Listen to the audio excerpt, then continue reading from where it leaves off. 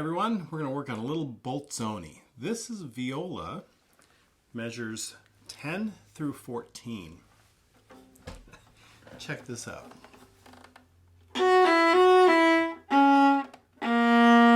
That's an A sharp. It's not A natural, folks. I think your part's harder than first violins. You need to tell them that too. I think seconds and violas, cellos, all have a difficult part. And first violin's not so bad. And of course, bass does oompa. By the way, tell your director that the bass, just in practice, ought to just be working on the cello part. It'll keep him or her quite busy. And of course, in the concert, you want the bass line. But that's another story. We're working on viola right now. B major. I would practice this. B, major scale.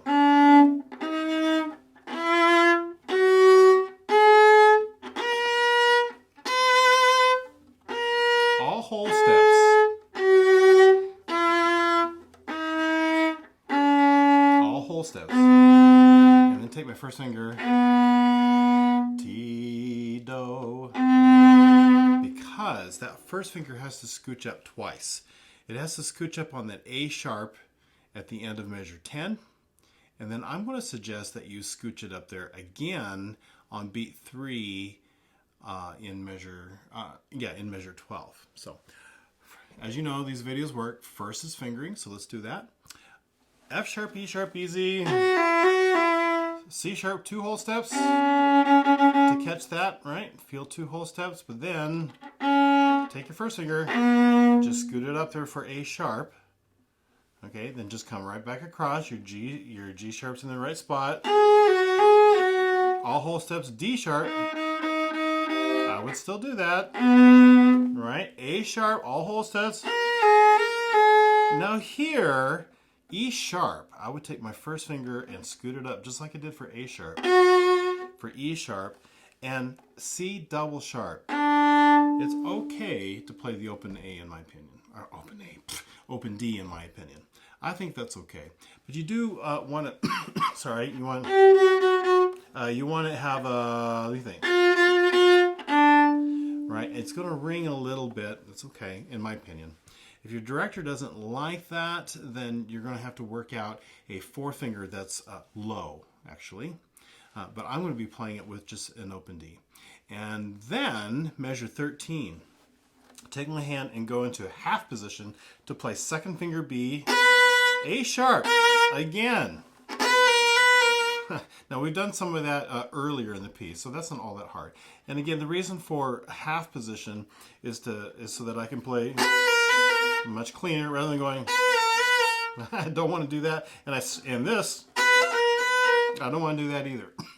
All right, just B's to A sharps, and I would stay there. Third finger F sharp. All right, second finger E, and then okay, that's the fingerings. Rhythm is not difficult, so musicality in here. The beat 3s, every single one of these, right?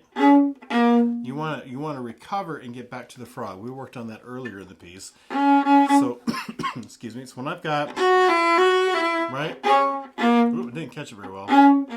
Get back to the frog. Right, back to the frog. Back to the frog.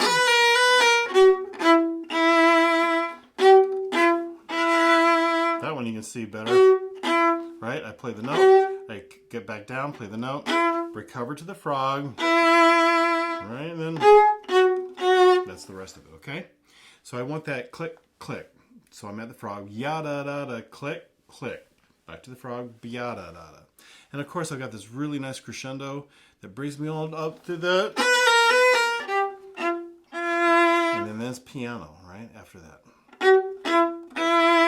All right, so grow and do that, okay? I always forget my metronome. I'll be right back. Here we go. This is quarter note at 80. I haven't practiced it at speed yet, so we'll see how this goes. And I think a great way to practice is in chunks, like the very first measure, because you're also working on high fingers, getting them in tune. So the first one would be, ready, go, 1. Do it again. Ready, go, 1. And the other thing you got to practice here is the E being in the normal E spot, but then A sharp being high. So that first finger has to do a little bit of gymnastics. Ready, go, 1. Oh, not quite tuned. Ready, go, 1. Ready, go, 1. Okay, then the next one. Ready, go, 1. I bumped a string, but there's the B. Ready, go, 1.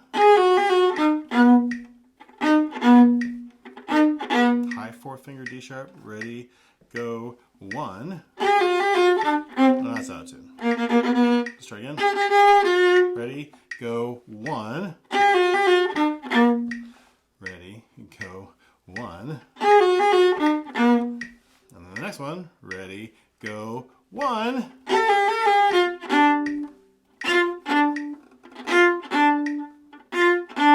Remember, I'm taking my first finger and scooting it up to play E sharp, just like at the A sharp spot in the measure 10. 1. Ready, go, 1. Ready, go, 1. And then I would just play all of those because the others I feel like are a little bit easier. I'll get to them in just a minute. But I put them together. Ready, go, 1. And do it again. Ready, go, 1. And it's funny what comes on my mouth. I'm saying and. It's really on beat 1 of the rest, right? Okay. Do it again. Ready, go, 1. 1. 1. And then, measure 13, I got to get into half position. 1. All right, let's do it again. Ready, go, 1. I messed it up. Ready, go, 1.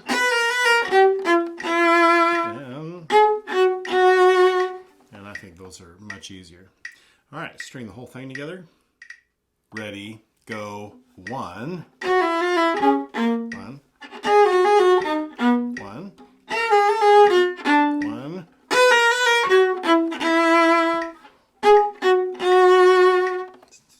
Good, let's do it again. Ready, go, 1. And let's do it again. That was good.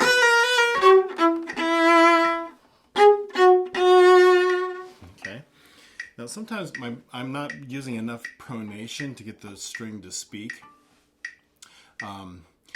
Being on my violin most of the time, I don't need as much weight, so when I get on the viola, I have to remind myself a little bit more weight than the violin, and a little bit of a slower bow to make it speak. Doing fine. Start again. Ready? Go. 1. Let's try it again. Ready? Sorry. Ready? Go. 1. And that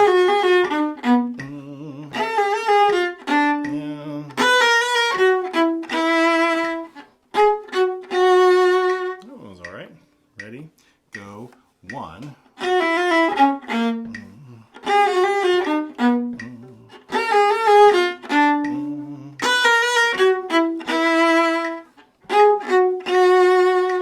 Double check that I'm playing a good E sharp.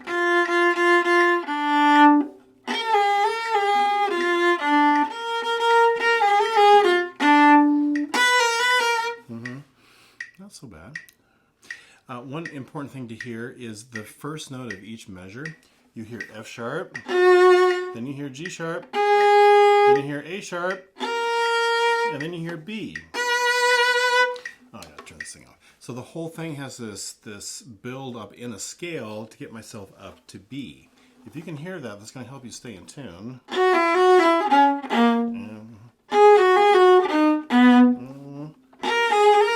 hear that? important to hear that. That will help you be in tune. All right. Without the metronome, ready? And 1.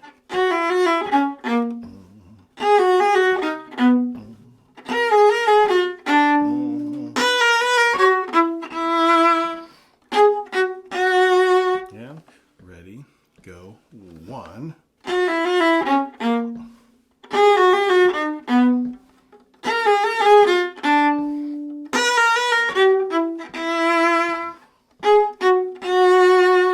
Okay, one more time. Here we go. Ready, go, 1.